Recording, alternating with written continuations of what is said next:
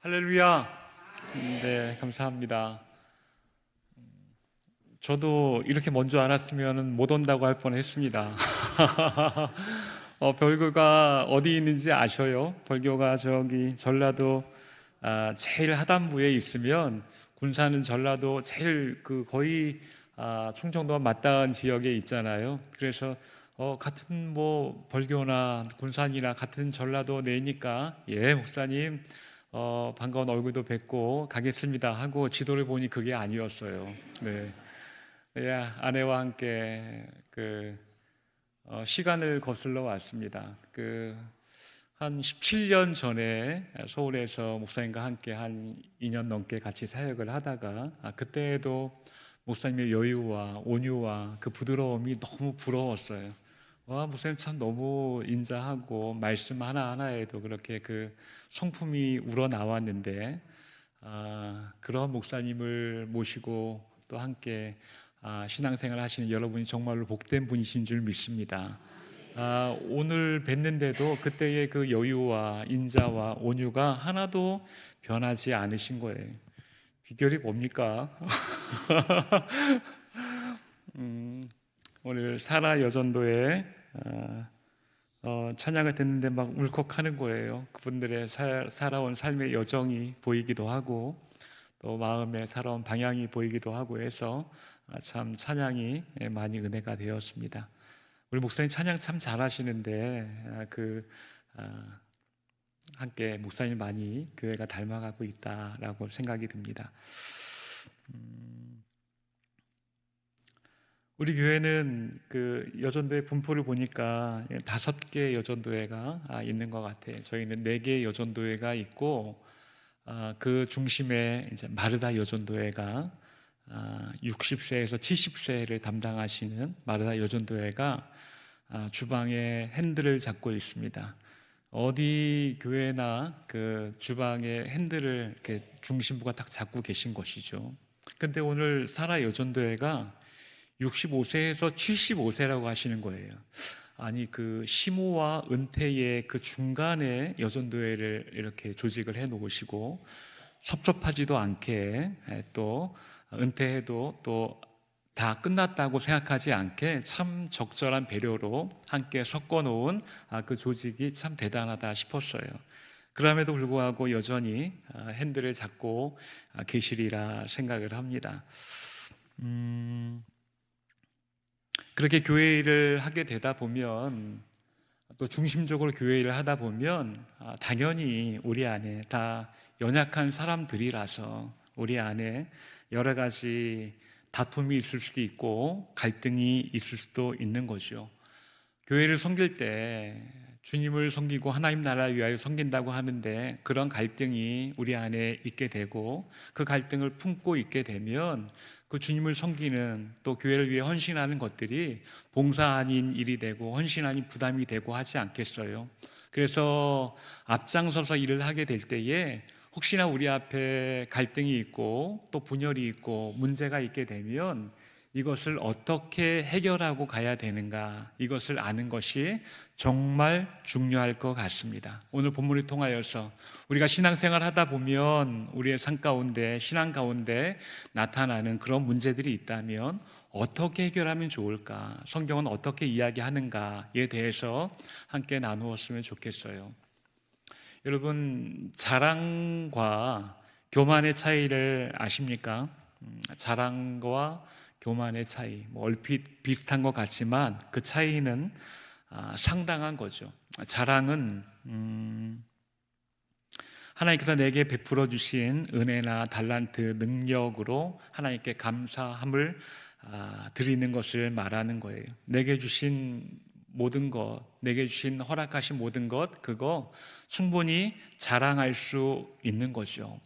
하나님 은혜 주셔서 우리 교회가 부흥하는 거, 은혜 주셔서 사업이 잘 되는 거, 우리 자녀들이 효도 잘하는 거, 우리 자녀들이 밍크코트 사준 거, 지난달에 하와이 갔다 온 거, 이런 것들 다 자랑할 수 있는 것 아니겠어요? 내게 은혜 주셔서 또 능력 주셔서 그런 것들을 자랑하는 것 좋습니다. 그렇다면 교만이 무엇인가? 자랑과 교만이 아주 비슷한데요. 교만은 무엇인가 하면 그렇게 내게 은혜 주셔서 내 인생에 베풀어 주신 축복과 은혜를 가지고 하나님을 높이기보다는 나를 높이는 태도예요. 그래서 나를 높이게 되면 비교하게 되고 그렇지 못한 사람들을 아래로 보게 되고 그렇게 스스로 교만해지는 그런 모습. 그래서 똑같이 자랑을 해도 그것이 자랑인지 교만인지 잘 알 수 없어요. 자랑은 태도이고 교만은 마음에 있는 모습이기 때문에 정말 교만한 마음을 가지고 그렇게 자랑을 하는지 잘 알 수 없죠. 그래서 자랑을 하려면 정말로 조심해야 됩니다. 문 하나 열면 교만이거든요. 그러니까 이게 교만으로 변질되지 않도록 하나님 주신 그 순수한 마음을 가지고 성도 안에 그렇게 하나님을 높이며 자랑하는 모습을 유지할 수 있어야 되는 거죠. 그런데 자랑이 너무 잦게 되면 교만으로 빠질 가능성이 많이 있는 것이, 예전에 그런 이야기들 많이 있었는데 경로당 같은 데 가면 또 어르신들 많이 모이는 곳에 가면 자식 자랑, 손주 자랑 하려면 10,000원 내고 해야 된다. 지금도 그 제도가 그 법적으로 아주 효력이 있는지 모르겠습니다. 이렇게 오늘 헌금 해주셨는데 우리 아들 서울대 갔다 하면서 그렇게 자랑하는 거예요. 그래서 10,000원을 내고 해야 되는 것. 10,000원 내게 되면 아무래도 자랑이 잦아질 수 없는 거죠. 저는 우스갯소리 같지만 참 지혜로운 태도다 여겨집니다. 그만큼 자랑하는 것을 조심해야 된다라는 거죠. 자칫 잘못하면 교만으로 빠지게 되니까요. 여러분, 이 교만이라는 것은 성경에서 아주 크게 위험하게 다루고 있는 중요한 죄 중에 하나입니다. 잠언 16장에 보게 되면 교만은 패망의 선봉이요 거만한 마음은 넘어짐의 앞잡이니라. 교만은 멸망으로 치닫는 삶의 태도라는 거예요. 그리고 그러한 마음은 하나님께서 사용하실 수 없다. 그래서 결국은 넘어질 수밖에 없다. 그래서 우리는 우리의 자랑이 교만의 선을 넘지 않도록 특별히 훈련하고 조심할 수 있어야 되는 줄 믿습니다. 오늘 사도 바울은 본문을 통해서 이러한 내용을 교회에게 말하고 있는 거예요. 빌립보 교회는 사도 바울이 너무나 사랑하는 그런 교회였어요. 그런데 빌립보 교회 안에 몇몇 성도들의 이러한 교만한 태도를 통해서 교회 안에 아픔과 상처가 있는 모습을 알고 사도 바울이 지금 감옥에 있지만 감옥에서 그 교회를 너무나 사랑하는 마음으로 교회 소식을 듣고 지금 편지를 하고 있는 거예요.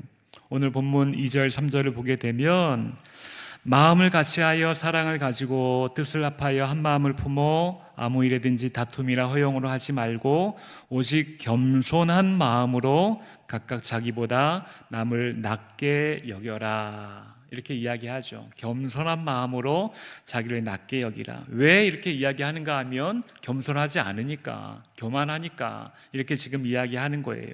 또 14절에도 보니까 모든 일을 원망과 시비가 없이 하라 이렇게 이야기하고 있습니다. 바울이 계속해서 이러한 이야기를 반복하는 이유, 한 마음으로 협력해라, 같은 마음을 품어라, 다툼이나 허용으로 하지 말아라, 모든 일 할 때 원망과 시비가 없이 해라, 계속해서 이렇게 이야기하는 이유는 이 빌립보 교회 안에 이러한 모습이 있는 것을 알기 때문에 그런 것이죠. 교회가 아주 특별히 훈련된 훈련생들만 모이는 곳이 아니라 이런 사람, 저런 사람, 연약한 사람 다 모이는 곳이니까 그렇게 교회 안에서도 상대방의 입장, 상황 배려하지 않고 그렇게 함부로 말하는 사람들이 있을 수 있고, 그래서 하나됨이 깨지기도 하고 나의 교만으로 상처받을 수도 있는 것이죠. 그런 일이 생기게 되는 거예요. 그 당시 빌립보 교회뿐만이 아니라 우리도 지금 교회 일을 하다 보면 그렇게 배려가 부족해서 또 말 한마디 실수로 그런 일들이 비일비재하지 않습니까? 우리 교회는 그래요. 그런 일들이 잦습니다. 또 그러한 것이 죄인들이 모이는 곳이기에 교회가 당연히 그럴 수밖에 없습니다. 그렇게 교회 안에, 공동체 안에 빌립보 교회처럼 이렇게 어떤 교만으로 인해서, 어떤 실수로 인해서 또 이러한 일들이 일어나고 상처받고 아파하고 갈등한다면 어떻게 받아들이고 어떻게 보완해야 할 것인가, 어떻게 이겨낼 것인가, 오늘 그 말씀 하고 있는 거예요. 먼저 2장 3절을 보니까 이렇게 이야기합니다. 아무 일에든지 다툼이나 허용으로 하지 말고 오직 겸손한 마음으로 각각 자기보다 남을 낮게 여기고. 어떤 일을 할 때 다툼이나 허용으로 하는 것, 다툼이나 허용으로 하는 것. 다툼은 여러분 언제 다툼이 일어납니까? 자기를 굽히지 않을 때 다툼이 일어나게 되는 거죠. 굽히지 않는다는 것은 다른 면으로 보게 되면 우직하게 밀고 나가는 뚝심 있는 모습, 이렇게 보이기도 하지만 다른 면으로 보게 되면 또 상대방을 배려하지 않는 독선적인 모습, 고집스러운 모습, 이렇게 보여지기도 하는 거예요. 그래서 그렇게 배려하지 않고 독선적으로 고집을 부리며 그렇게 일을 하게 되면 그로 인해서 다툼이 발생하게 되고 갈등이 깊어질 수 있게 되는 것입니다. 그렇게 독선적으로 또 자기의 생각대로 밀고 나가게 되면 어떠한 그럴듯한 목적과 결과를 얻을 수 있을지 모르겠지만, 그러면서 다툼과 갈등과 분열이 일어나게 되면 그 결과를 이루지 못한 만큼, 차라리 이루지 않는 것이 나을 만큼 그러한 분열이 더 크게 일어날 수도 있는 것이죠. 그래서 다툼이 일어나지 않게 그렇게 배려하는 지혜로움이 필요하다. 교회 일을 할 때에 그러한 다툼이 나지 않게 일을 하는 지혜가 필요하다. 또 하나, 허용으로 한다라는 것은 무엇이에요? 허용으로 한다라는 것은 보여지는 것에 더 많이 신경을 쓴다라는 이야기예요. 정말로 해야 할 실질적이고 본질적인 것에 신경을 쓰기보다 남에게 보여지는 것, 거기에 더 많은 관심을 두고 거기에 열정을 쏟게 되면 아무래도 가운데가 빌 수밖에 없는 것이죠. 모든 정치인들이 다 그러지 않지만 정치인들이 많이 하는, 나 이거 한다, 나 지금 이거 한다라고 기자들이 부르고 그것을 선전하고 보여주는 게 중요해요. 왜냐하면 상징적인 사람들이니까 내가 무엇을 한다는 것을 보여주는 것이 중요한 그들만의 세상에 그들만의 세계가 있겠지만, 우리가 살아가면서 그렇게 허영을 중요시하게 되면 아무래도 실속이 빠지게 되고 또 밖으로 보여지는 것에 더 많이 신경을 쓰게 되면 올바른 결과를 얻어내기가 쉽지가 않다. 그래서 오늘 우리 2장 3절을 현대어로 바꾼다면 이렇게 이야기하고 있어요. 왜 그렇게 겸손하지 못하고 자랑하면서 자기만의 생각을 고집하고 사람들의 눈에 보이는 것만 의식하면서 사람들에게 상처를 주느냐? 이렇게 지금 사도 바울이 편지를 통해서 빌립보 교회에게 이야기하는 거예요. 왜 그렇게 상처를 주고 왜 이렇게 독선적이고 왜 이렇게 남에게 보이는 것만 신경 쓰면서 그렇게 분열이 일어나게 하느냐? 너희들 그렇게 자랑을 하고 남 신경 쓰지 않고 그렇게 한다? 그렇게 한다면 나도 내 입장 한번 이야기해 볼까? 하면서 사도 바울이 자기의 자랑을 이야기합니다. 한 장 넘기게 되면 3장 4절이 있는데요.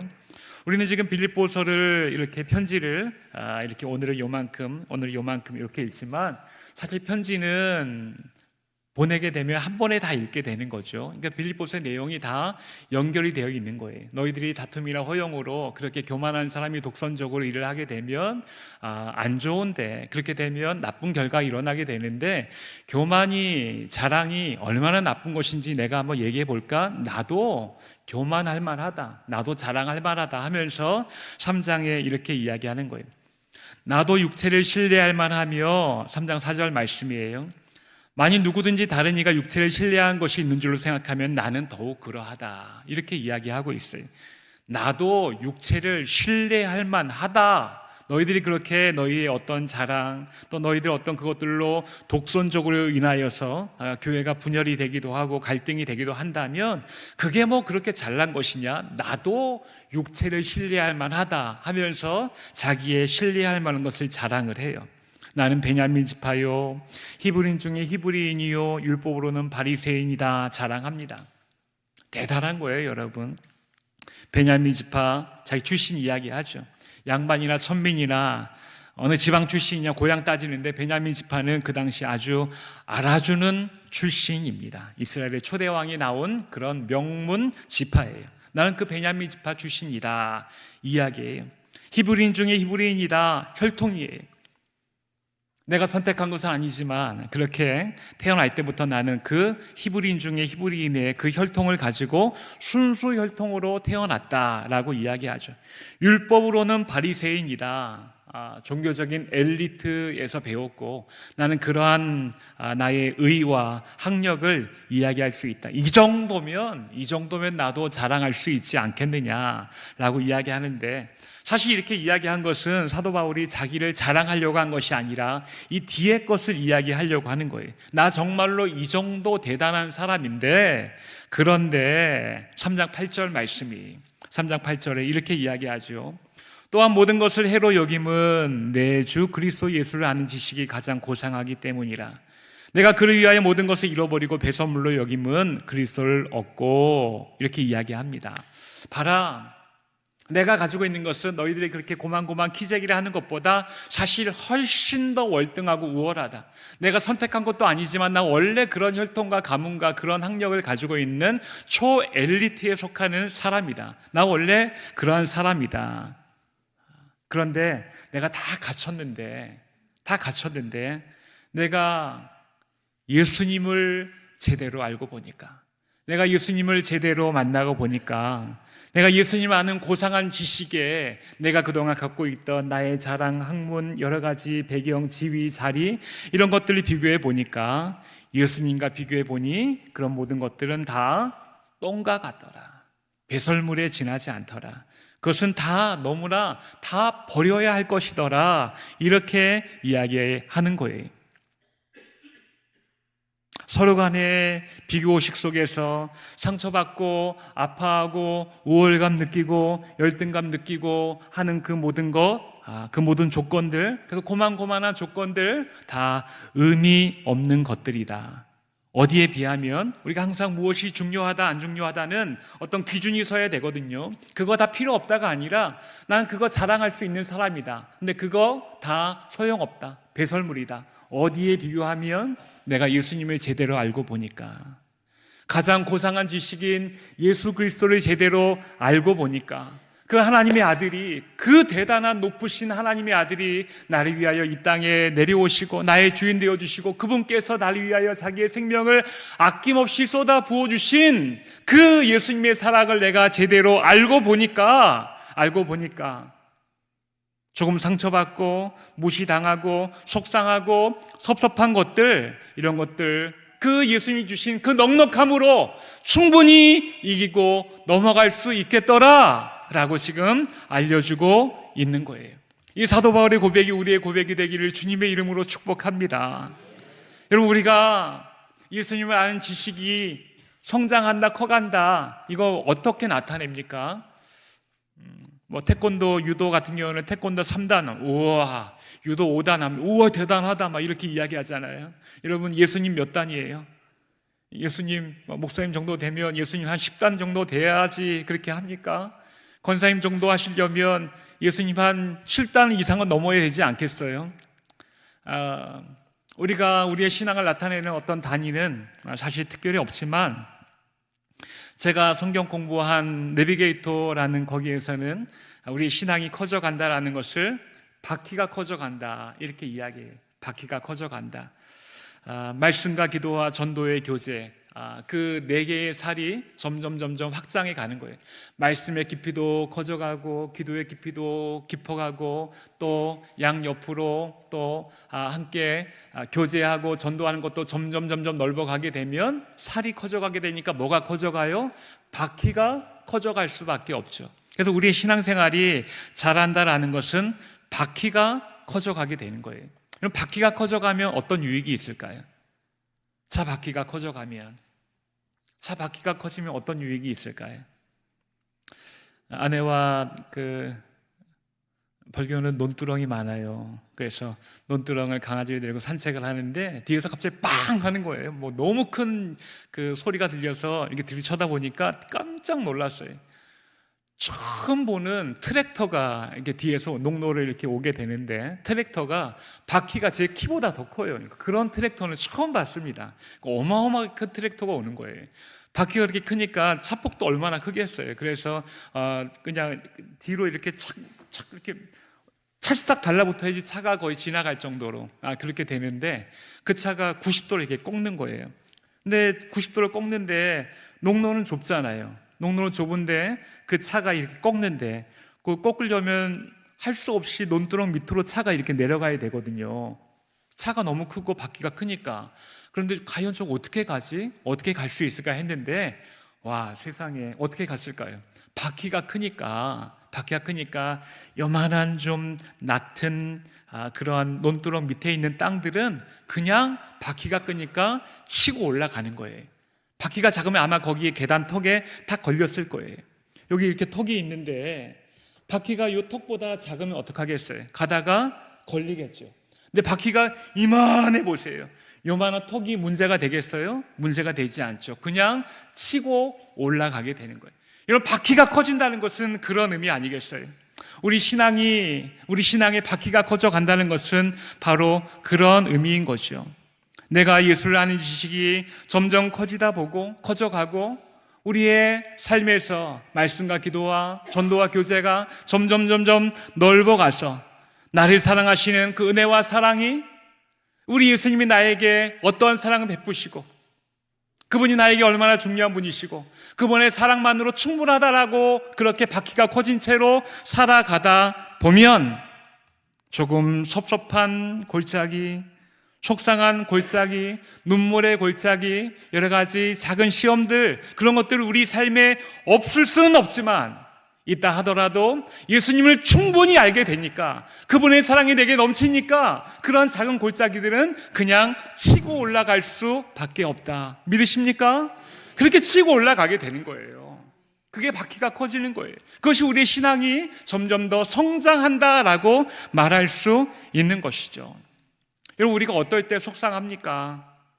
인사를 했는데, 오랜만에 밝게 웃으면서 인사했는데 내 인사를 안 받네. 나를 무시하는 거 아니야? 일을 하는데 손발이 안 맞아. 나는 카레가 좋은데 자꾸 짜장을 하자고 그래. 이거 마음에 안 들어. 그래서 난 돼지고기가 좋은데 소고기로 하자고 그래. 우리 주방 운전하다 보면 그런 일들이 있지 않습니까? 그래서 그렇게 약간의 다툼들이 있고, 그 다툼들이 또 약간의 의견 차이가 그냥 가만히 놔두더라도 어쩌면 마음의 갈등으로, 더 섭섭함으로 다가올 수 있게 되는 거예요. 그래서 우리의 원수가 북한에 있는 누가 아니라 우리의 원수가 가장 가까이 보는 그 사람이 될 수도 있는 거죠. 살아가다 보니까 원수와 살고 있는 사람들도 있지 않습니까? 모르겠습니다. 살아가다 보니까 그렇게 약간의 의견 차이, 또 그런 것들이 골이 깊고 깊어지게 되면 갈등이 생길 수 있고 분열이 될 수도 있는 거예요. 그러할 때 우리가 막 상처받고 섭섭하고 그렇잖아요. 그런데 그러할 때 상대방이 독선적이고 자랑하고 교만하고 해서 섭섭해서 상처받게 되는 게 있지만, 상대방이 잘못해서 상처받는 거 당연히 있지만, 그럼에도 그 잘못을 궁극적으로 따지자고 한다면 뭐예요? 내가 바퀴가 작아서 그런 거예요. 내가 예수님을 아는 지식이 작기 때문에 그런 거예요. 내가 아직 예수님을 풍성히 알지 못하기 때문에 그런 거예요. 날 위하여 온전히 자기를 쏟아부으신 예수님의 그 풍성한 사랑이 나에게 아직 완전히 가득 채워지지 않기 때문에 조그만 섭섭함, 조그만 속상함, 그런 것들이 내 마음을 좌지우지하고 흔들게 될 수밖에 없다라는 거예요. 그래서 여러분, 혹시나 섭섭하고 속상한 일이 있게 되면 저 사람이 그렇게 나에게 섭섭함을 주었다가 아니라 어떻게 기도해야 돼요? 하나님, 내 바퀴가 커져가게 해주세요. 예수님의 사랑만으로 충분하게 해주세요. 그 사랑이 내 안에 충만하게 넘치게 해주세요. 이렇게 기도할 수 있어야 되는 줄 믿습니다. 할렐루야.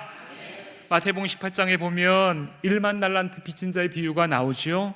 1만 달란트 빚진 자가 그 주인으로부터 그 빚을 탕감받고 나오다가 자기에게 100데나리온 빚진 자를 보고 멱살이 잡고 너 잘 만났다 하면서 내 돈 언제 갚을래? 갚을 능력이 없으니까 옥에 가두었다는 거예요. 이 소식을 그 1만 달란트 탕감해준 그 높으신 분이 들었어요.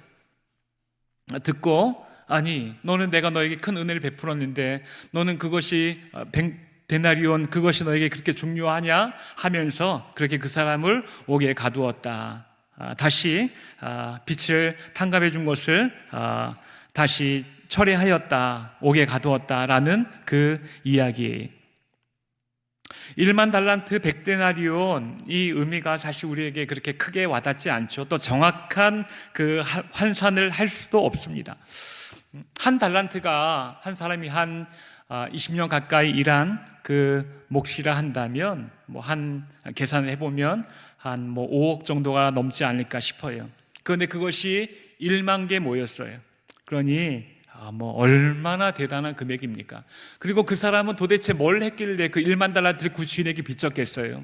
그러니까 이 1만 달란트 빚졌다라는 것은 이 사람이 뭔 일을 하다가 빚을 진 게 아니라 그렇게 갚을 수 없는 큰 빚을 그 사람이 지었다라는 거예요. 그 갚을 수 없는 큰 빚을 진 사람이 은혜를 받아서 그 말할 수 없는 큰 은혜를 받아서 그렇게 탕감받고 나오게 된 거예요. 그런데 100데나리온 한 1,000만 원 정도, 그것도 작은 금액 아니죠. 그런데 그 100데나리온 빚진 자, 근데 자기가 탕감받은 그 1만 달란트에 비하면 세 발의 피에 불과한 거죠. 그런데 자기가 받은 그 은혜에 대한 기쁨, 희열, 감격, 감사 느끼지 못하고 그냥 그렇게 작은 감정, 자기에게 빚진 것에 갚지 못하는 100데나리온의 그 작은 감정에 치우쳐 있는 그 사람을 보고 주인이 화가 났다라는 거예요. 그럼 그 주인의 마음이 이해가 가죠. 나는 너에게 갚을 수 없는 1만 달란트를 빚져 줬는데, 탕감해 주었는데 그 내가 너에게 베푼 은혜의 값어치가 너에게는 그렇게 크게 와닿지가 않은가 보구나. 주인이 그렇게 속상하지 않겠어요?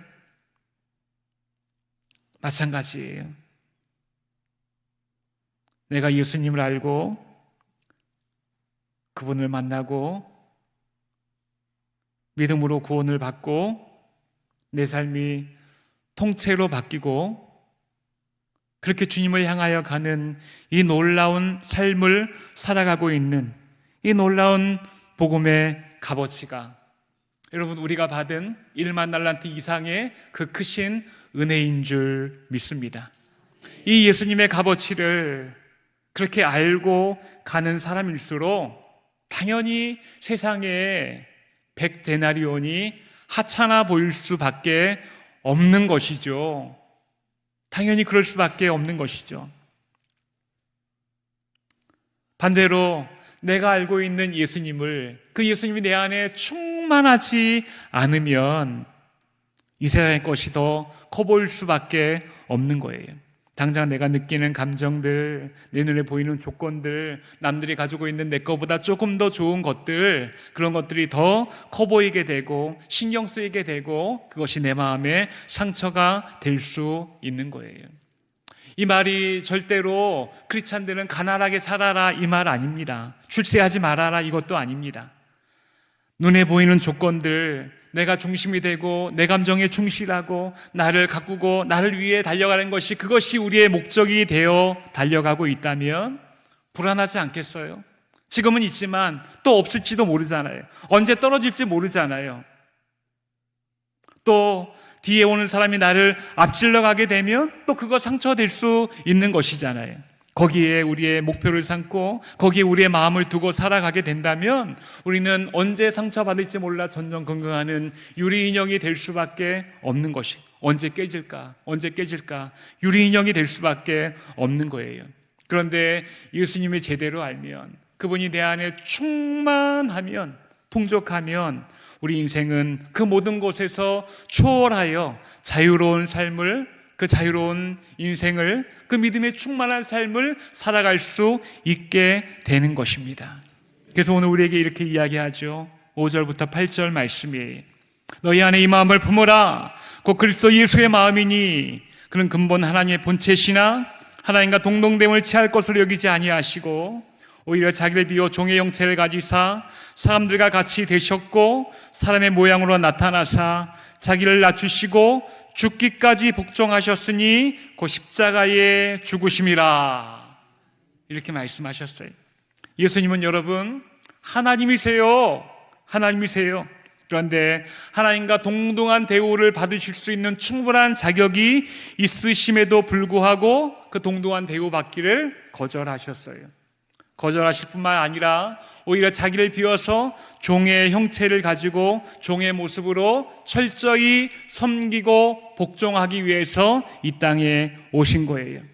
왕이시지만, 대우받을 수 있지만, 군림할 수 있지만, 큰 소리 낼 수 있지만 섬기기로 작정하신 거예요. 복종하기로 작정하신 거예요. 그래서 십자가에 자신을 달리며 저 밑에 아래 지옥까지 그렇게 낮아지기로 작정하신 것입니다. 우리가 이 예수님의 마음을 제대로 알게 되면, 이 마음을 품고 이 마음을 닮아가면 우리는 전전긍긍하고 두려워하고 상처받고 하지 않고 초월하여 살아갈 수 있는 거예요.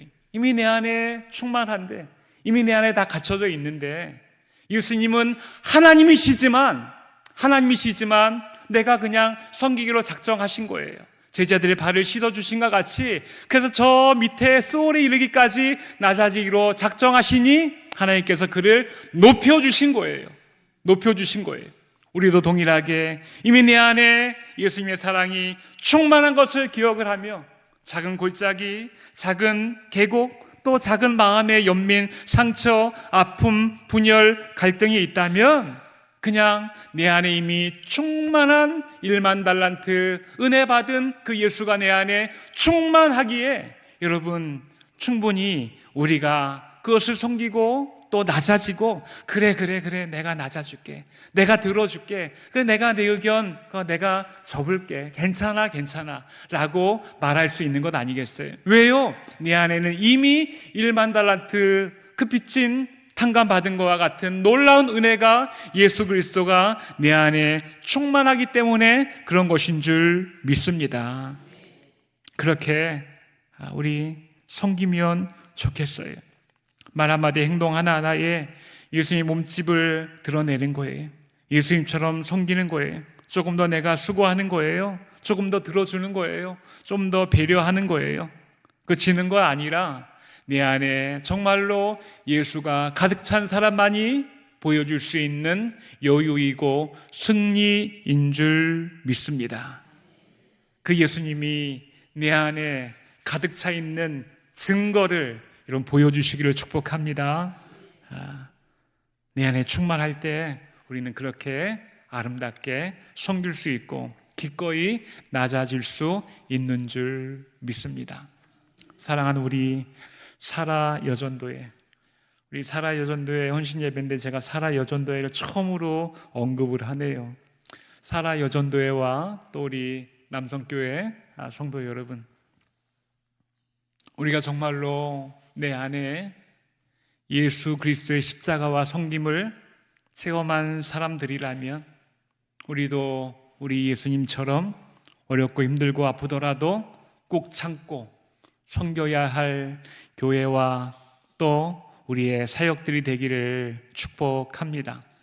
이것저것 이 세상의 평가 기준으로 재지 말고 그저 나의 섬길 자로 내가 받아들이고 작정하는 거예요.